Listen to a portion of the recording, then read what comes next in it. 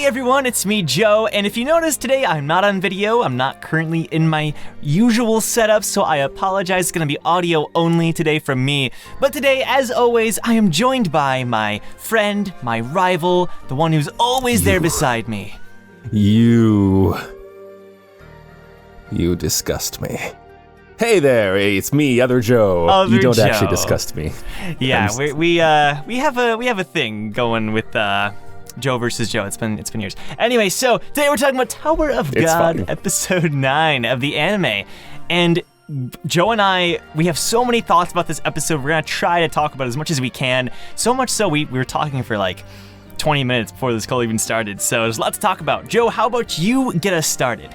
Well, I really, really enjoyed this episode. I think this is probably my favorite episode so far. That's awesome. I definitely think it did a lot of things that the webtoon did really well as adding little tiny details that I really, really liked. It was nice, and they did change a couple things, but I mean, ultimately, this is my favorite episode. Yeah, I really enjoyed this episode as well, probably within the top 3 for me, and a lot of that comes from the fact that this test there's so much going on. You've got Endorsi and Bomb, you've got Ho and Rachel, you've got Serena, you know, there's so much goodness to draw from, and the anime certainly didn't disappoint there. I think it also helps that, like, this Team B, it doesn't have like all these crazy, it doesn't have Shibisu or Kun or anyone, it just has these characters, and it's easy to focus on them. Like, it focuses on like six characters, and then it gets rid of one pretty early on. Yeah, right, pretty much. So let's start there. Let's talk about Hots versus Quant, something that was extremely hyped up, or at least from anime webtoon readers, because webtoon readers love this moment. It shows that Hots, even though he's not like a main character, he still is extremely strong, extremely awesome, and badass. I don't know, like the anime, the way they handled it was, I think, very close to the webtoon. I saw a lot of people saying that they did Hots dirty, quote unquote, this episode. I didn't see a lot of people, but a few, just because it was kind of short. Really? But I honestly, I mean, it's as short as it was in the webtoon, you know, like the webtoon, it was between two chapters, but like it wasn't that long either in the webtoon. I thought they handled it pretty well. I agree. I think it was just really, really well paced, well choreographed. Mm-hmm. It was exciting to see. It basically starts off with Hots. He's just sitting there, and it's like, all right, I'll do the revolution plan. Let's do it. Yeah. And then Quant just shows up, and it's like, all right, let's fight. I like when fights they just start. They just happen, you know. Yeah, like that's kind of like how like I mean there wasn't a build up. There wasn't like Quant like slowly walking. It's like, oh, hello, Hots. It's just like boom. It's like, I'm your teacher. Let's get started. I know what I'm doing, and then. Mm-hmm. Hots is like, oh my god, well, he can kill me. He could kill me at any time, and he looks really mad today. But he's having a bad day, yeah. But I have to work together with my friends who are always stay with me. We're gonna beat this ranker. And they abandon him. It's a sad moment. Like, even rewatching it, I never fail to get frustrated at Pericule and Merch for just completely abandoning him. But it really is a cool moment where he just like, he grabs Quant and he's like, dude, yeah, he takes the full force of like, he tries to sneak attack, it completely fails. He gets like obliterated, he gets slammed into a wall, and he's like, in his last ditch efforts, he just grabs him and he's just like, all right, do the thing. And then Quant is like, what are you talking about? Right. And then it's interesting though, because, you know, the plan fails because Pericule and Merch abandon Hots. And then in the anime here, Quant, you know, finishes off Hots and then goes after and takes out Pericule and Merch, which did not happen in the original webtoon, or at least it didn't happen that way. I thought it makes sense why that would happen. Otherwise, we'd have a lot more content that we'd have to introduce and add into the episode that isn't really necessary. Do you have any thoughts about that, the way they handled Pericule and Merch? I love the way they handled Pericule merch. I think it is. I like it better than the webtoon, actually. Oh wow. Yeah. Oh yeah. I think that it's just quick. It's like, I like that they kept in the scene where Pericule and Merch are like, man, Pericule, you're really smart. And then he's like, thanks. Yeah. And then I think it's even funnier when Quant shows up. It's like, I really can't stand traitors. Yeah, it fits really well. It actually does. And plus it makes sense because like they just abandoned him, so they're like what, down the hall, and he's a ranker, so yeah, they're not that far off. Yeah, they're in Quant's path. There's no way that they'd have to cross paths at least. Right. And I just like it. It was handled well. I mean, this is skipping ahead a little bit, but even Serena, she's running, and then she says Pericule, and I'm like, oh, okay. Oh yeah, that's true. She sees them lying on the ground. See, they cut back to that, and that's like, oh, that's, yes. Pericule, I'm pretty sure Pericule is probably someone's favorite in the... Oh yeah. In the writing staff, I'm sure, or the animation. They just want to put Pericule in as much as possible. Yeah. Or in the storyboard department. They're just like, can we just like sneak him in the background here? Yeah, I'm sure. Yeah. I'm sure. Or maybe it's like SIU's like, listen, you're putting in Pericule as much as you possibly can. Pickles, we gotta include pickles in as much as we can. I'm excited to see what happens in the future. We don't really know what's gonna happen with the Spear Bears, but I forget, we're not in spoiler territory yet. But anyway, so yes, Endorsi. So we got a taste of Endorsi's backstory here, and I like the way they handle like the visuals, where Serena's backstory, like we got to see it like completely, but Endorsi, it's sort of like a scratchy, not black and white, but sort of mysterious image, almost like symbolic in a lot of ways of what's actually happening. I thought that was really cool. And yeah, actually, now that I didn't quite realize it, but we get three backstories in like one episode. That's actually like a lot, and all three of them I really very much like. They're great, but like what I like about Endorsi's too is that they just like, I don't know, I paid attention to the more literal aspect of how the backstory looked. So there's this like coloration, and then when she stabs into the meat, like that's the only time you actually see the red. The blood comes out of the meat, and then when you zoom out, they're all covered in blood. Very cool. Everything is gone. He's like, as soon as she's like, I always wondered what the other people at the table were eating and what it tasted like. Yeah. And then she's like, and then I did. Like, I think that's all the backstory needed to be, because I think like it visually shows you. Like, I'm pretty sure the webtoon. It goes into like what she does. It's like she says like, so then I work my way up the table and I move a seat up. Yeah, one seat at a time. Yeah. But this time it was just like she just killed them all.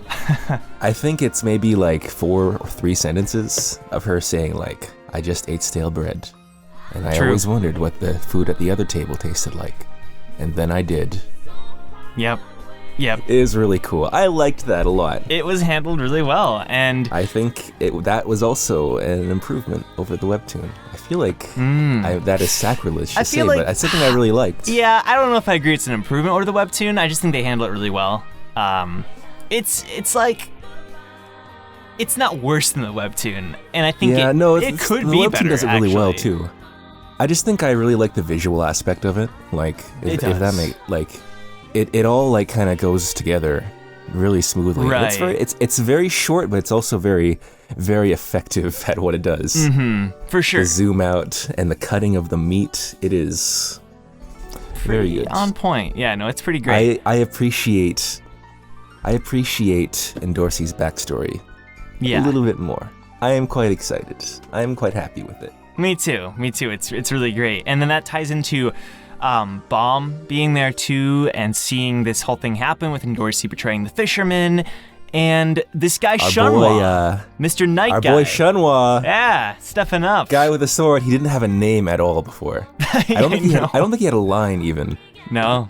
Like me and Joe were talking about, like, he might not even have like a big part. Maybe he's just gonna get beat up And he did get beat up, but he has a cool moment. He does. He really does. He does. I appreciate that what they did for Chunhwa, and I mean, I think that's probably even more than what he actually did in the webtoon. I think it's effective. It's good. It's about the same. I mean, yeah. They made him do something in the webtoon. He does something. And they make him like effective. I think they made him pretty cool. Yeah, maybe he is a little cooler in the anime, actually, now that you mentioned that. I saw Like mixed opinions on the Shinsu itself, or like the ignition weapon itself, how it looked. I don't really know. The animation. I don't really have a feel for what it's supposed to be. Like at first, I thought it was like a kind of like a poisony kind of look. Yeah. And then like later on, we kind of see it has like this kind of lightning-y kind of. I always imagined it like a lightning-y, more like an explosion, like actually. A beam.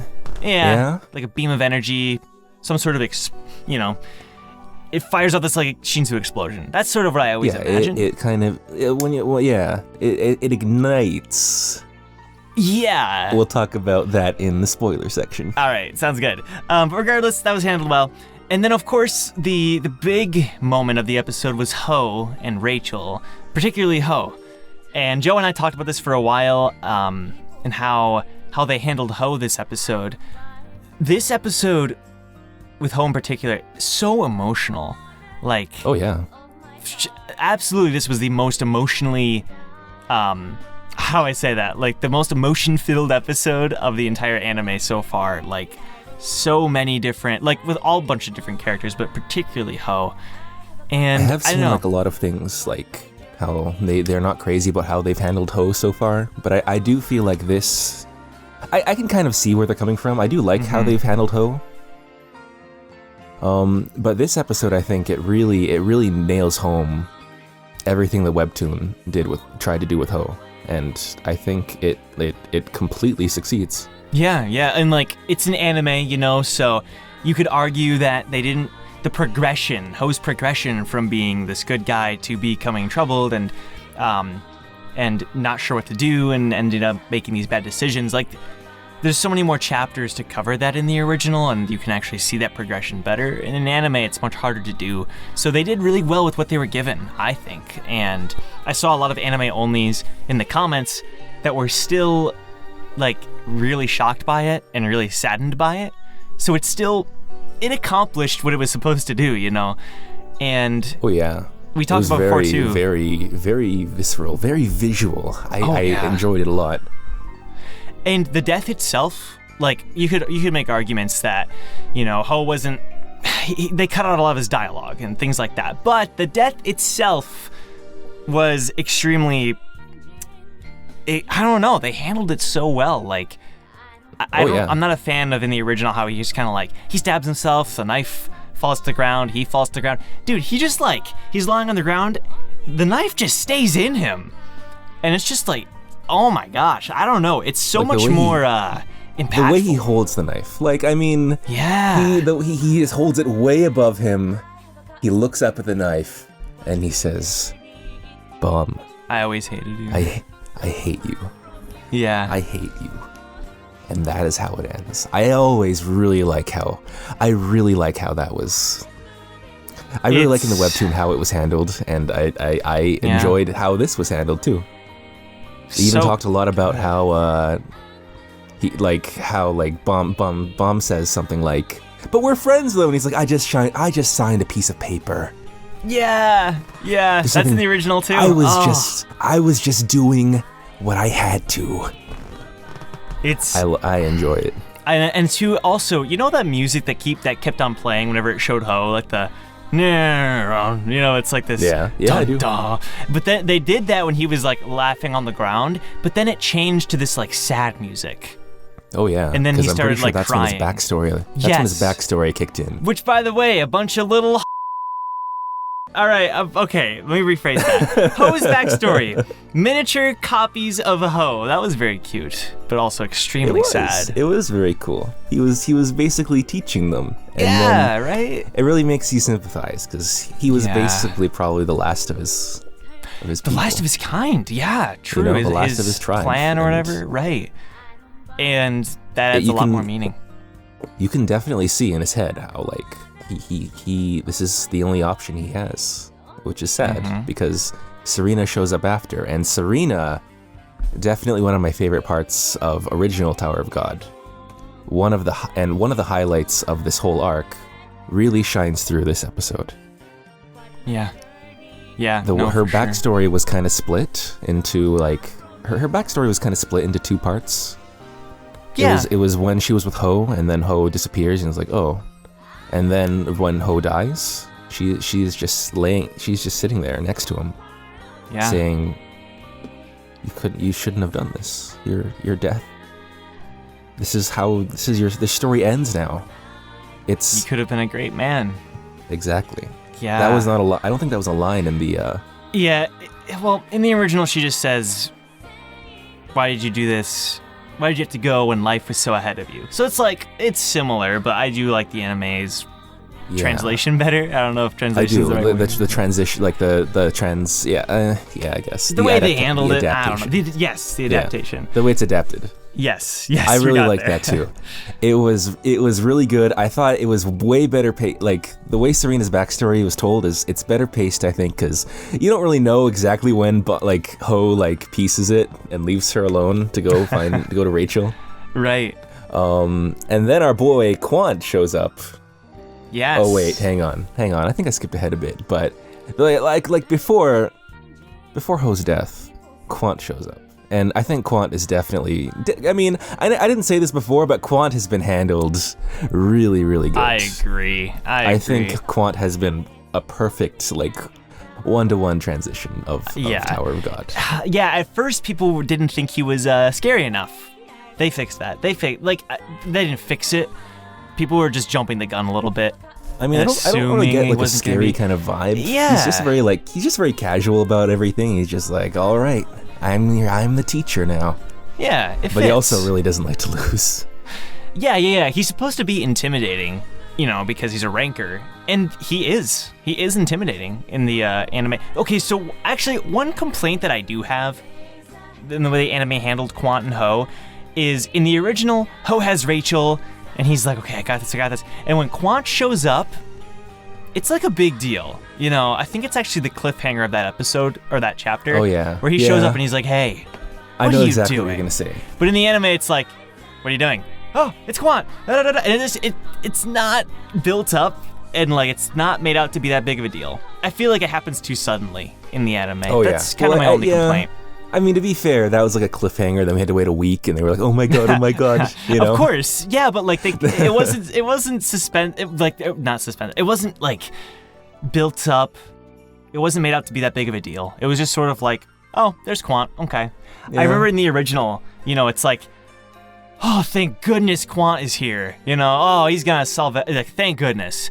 And this time it's just sort of like, oh, he's here, because it just happens so fast. I can't say anything about that. I do agree. But at the same time, though, like, I think, like, you can't really transition too much from that. Yeah. Like, I know you could do that and then you could cut away. But there wasn't really a whole lot left to really show.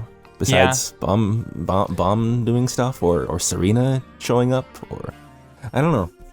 I think just like the scene in general, it's tough to really like. Yeah. It's tough to get that cutaway. Like That's the webtoon, I agree. There was a lot of suspense when Quant showed up. Yeah, but like it's hard to replicate that, I suppose, in this way. But that's okay. Endorsi versus Quant was really epic. The way they handled that was that actually reminds me. Okay, I don't know. Okay, this is important to mention. When Shibisu and Roseal, I don't know how you say her name, were putting Anok's hair in a ponytail and she like blushes. Yeah. That was the cutest thing I've ever seen. And now it's like all the rage on our Discord server. That image. I do like that scene. That was great. Because Endorsi was like, Endorsi at the same time said, I found someone that I want to climb the tower with. Yeah. Which like before this you wouldn't know that. Yeah, I really like it. But it also really makes sense too, because I mean in spoilers, but it comes back in a future arc, kind of, in a sense. Yeah, no, for sure. So overall, this episode was fantastic, and we're gonna jump into spoiler territory now. So, anime onlys, Can we talk about how? Be careful. Okay. Yeah. Oh yeah. Okay.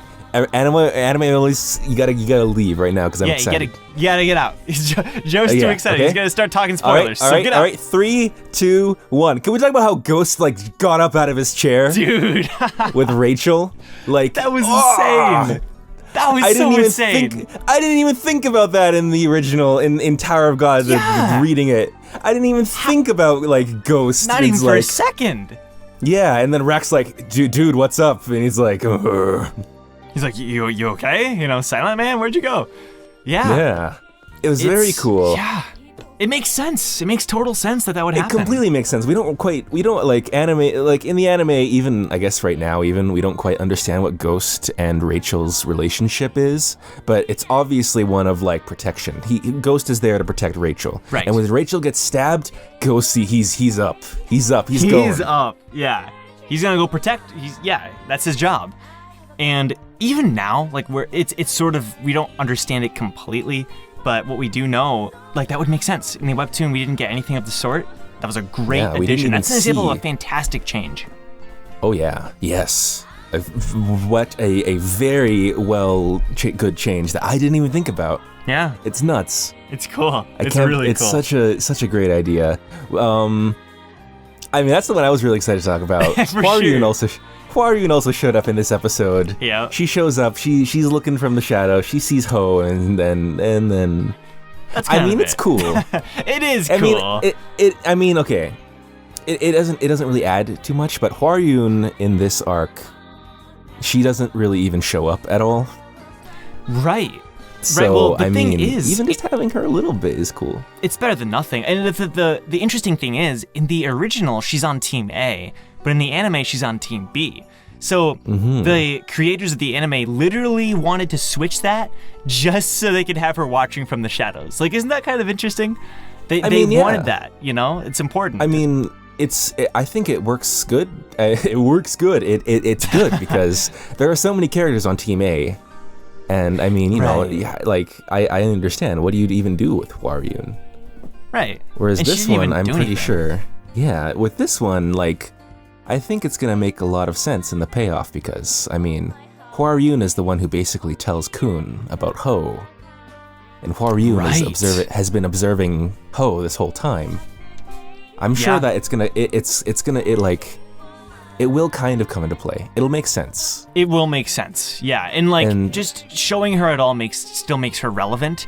Sort of like, and they're trying to do it with her a lot more. Sort of like how when Bomb is taking the Shinsu class, the wave controller class, and he like apologizes to her about taking out her eye, which is kind of a big deal.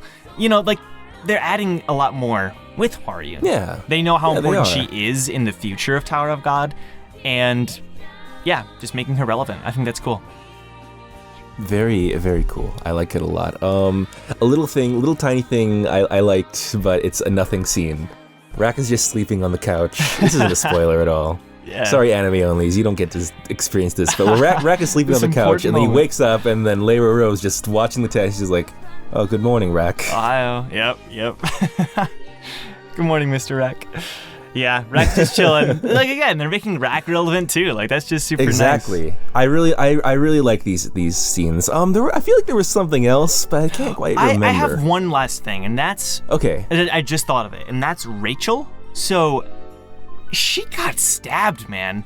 Like she got stabbed really bad in the back. Oh yeah. Like oh my gosh, there's a lot of blood. Like no wonder Ghost was freaking out. That was insane. It is very, very, very cool. Rachel getting stabbed, that is.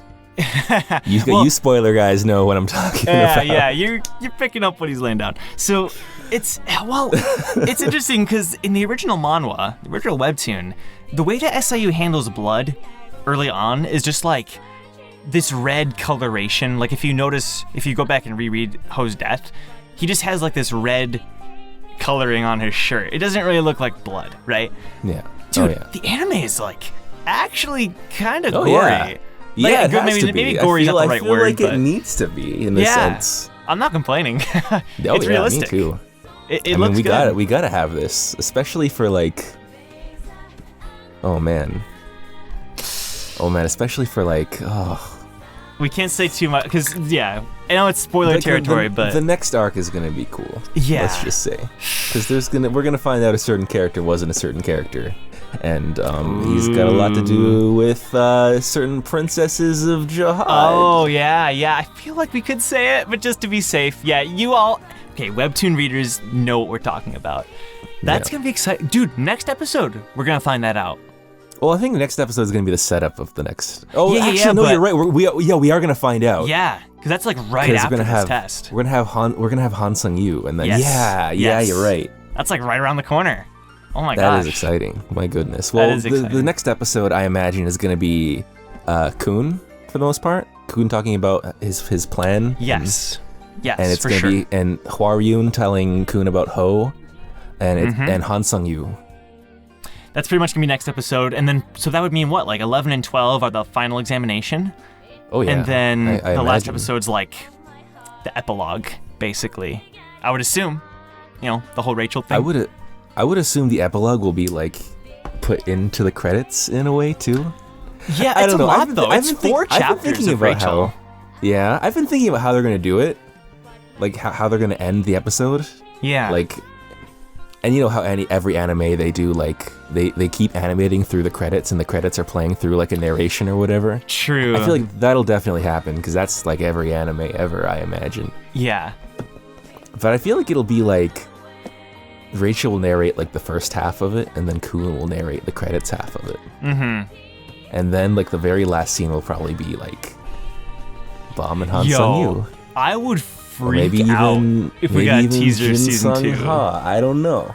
Dude, that would be so sick if we got Jin Sung. Oh my gosh. Or like, I don't know. I'd freak out even if, I'm asking for too much. Just some sort of tease of season 2. I don't know. Don't you guys wish there was a face cam now? Because I can just imagine Joe's face right now. That excites me so freaking bad. Oh my gosh. But anyway, thanks so much for watching, guys. That's our review of episode 9. I'll be back to normal next week with the camera. You'll be able to see me freak out as usual.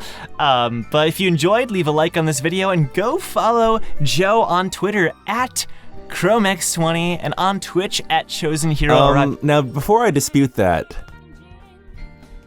I feel like we skipped a very vital step. Joe?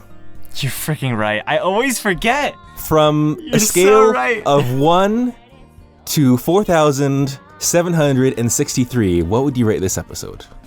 1 to 4,763? Dude, this episode was so good, especially after talking about it with you. Good. Yeah, man. I really enjoyed this episode. Yeah, I'd give it a 4,706.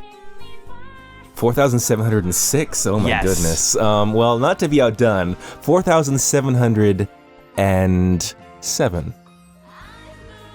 You know, I'll bump it up. No, I'm kidding. Okay, all right.